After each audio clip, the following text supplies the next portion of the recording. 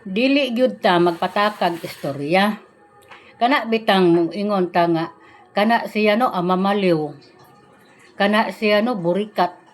Kana siya no ungo. Kana siya no kawatan. Ako lang yun ika-explain ninyo no. Ayaw mo pagpatakag istorya. Kung naa man gyud mo istorya, nya desidido gyud mo kay gusto na mo kanang gusto siguro mo kanang maginastuhay mo abogado.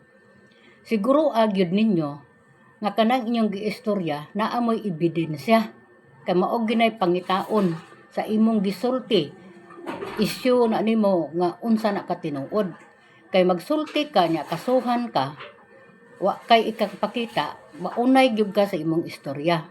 Muna ayaw gid ana kay ako lang i-explain dinhi ha. Sa akong pagkagamay og hantod karon, ako number 1 jud ko kana bitang mga kanang di mo gud kumutuo kanang ingon ungo, di ko mutuo nang ungo. Kay kung totalo na tanan, ang tanan tawo nga nitutoy sa inahan, ungo na siya. Kaya ako di mo kumutuo og ungo, di ko mutuo ana kanang mga istorya ha. Nya kana sang musulti tang kawatan man na siya. Kinahanglan naa jud kay ebidensya sa imong gisulti. Kay wa kay ebidensya, magpataka kag istorya, kasuhan ka, mao na mapriso gyud ka. Nya kana sang giingon nga burikat man na siya. Mamaliw man na siya. Klaro ha sa pagstorya nga kompleto kag document sa imong gisulti nga kana siya burikat or mamaliw. Klaro ha gyud. Maulan ni ako ikasugyot kanang mga tao bitang wala aing kanang yabyab saka nagyabyab og baba. Pataka nagyawit si ang baba. Ayaw kalma-kalma mo anak. Kalma-kalma mo kay kanang mga istoryaha delikado na. Kanang moingon ka. Ungo man na siya. Kanang moingon ka kawatan man na siya. Kanang moingon ka mamaliw man na siya. Burikat man na siya. Oy, ayaw mo ana. Kamo mga katol kay magbaba. Hununga na. Ayaw na anang istorya ha. Kay kung kasuhan mo, kamo maunay mo sa inyong istorya. Muna, kada istorya ninyo kay gusto man kamog mga struggle, gusto mo gasto mo kamog abogado kung kasuhan mo, pag andam gi mo una kwarta og ebidensya sa imong gisulti kay delikado na imong giistorya.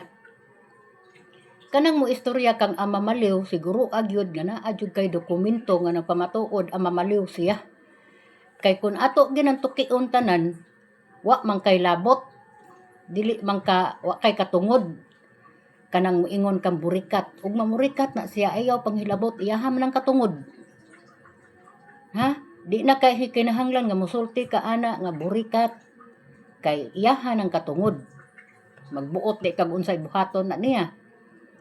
Nya kana sang pag-ingon ungo panlibunan ayaw gimo pag-istorya ana kay ako nag-eskwela ko layo kay tong among eskwelahan sa probinsya grade 1 ko ana naglakaw ko anang dan na ay joy ingon ako di ka mahadlok ka ng inyo mo sud na mo dito sa lupa sa ilawom na ay ungo diha ako di ko mutuog ungo mao bitaw ako sa akong pagkatao nga di sad ko mutuo anang kana bitang nasubraan ra pagtuo mapareho bitaw anang ingon nga maglihi ta kun bag-ong tuig naabot na sa daan na ha kun bag-ong tuig kinahanglan maglihi ta lungag ta ug insakto nga paglungag nga way hubas-hubas para malihian atong kaldero nga puno gyud nya palitag sudan ako di mutuon ang lihi kay sultihan ta mo no ang taong tapulan gina siya wa gina siya makaon bisag saon pa na siya glihi bisag dakdakan pa na siya daghan kang makaon sa bag-ong tuig pero tapulan ka wa jud kay makaon forever maura na nga di gid ko mutuo ana nya ang uban sad moingon nga uy kanang musud ta og cemetery iguli na to magpaaso ako sa gamay pa ko mosupa ko ana munang kasab-an ko sa akong papa ug akong apuhan kay hinguyog man kay ko nila makuyog ko og ako di jud ko kanang magkungkuan magpalina-lina kay unsa man goy naa diha sa cemetery ngano man gyud nang magpili magdaob man ta din ko anag aso unsa may naa sa aso ug unsa may say naa sa cemetery Muna hantod karon di ko mutuo ana. Labi na nang maghilihi. Kanang bagong tuig, kanang mamalit yun ta kay para nga bagong tuig para nga change. Pwede ra ta nga mapalit ug natay kwarta magsalo-salo ta magkaon ta. Muna sa akong bahin, maubitaw na siguro ang nakabantay sa moa kanang mapasko, di man ko magdidecorate. Kay una na kong gitan-aw kay lisod kay rang panahon, ako na lang ipalit og makaon ug na ako'y kwarta. Kay di man kay na need, dili man na basic pero okay ra kun naa kay kwarta ng extra. Wa man ay problema pero akong kwarta ako gining giklaro og asa na ko igasto kun na ako'y kwarta. Maura na siya. Unya ako tong usbon pag istorya kanang moingon tang ungo panlibunan.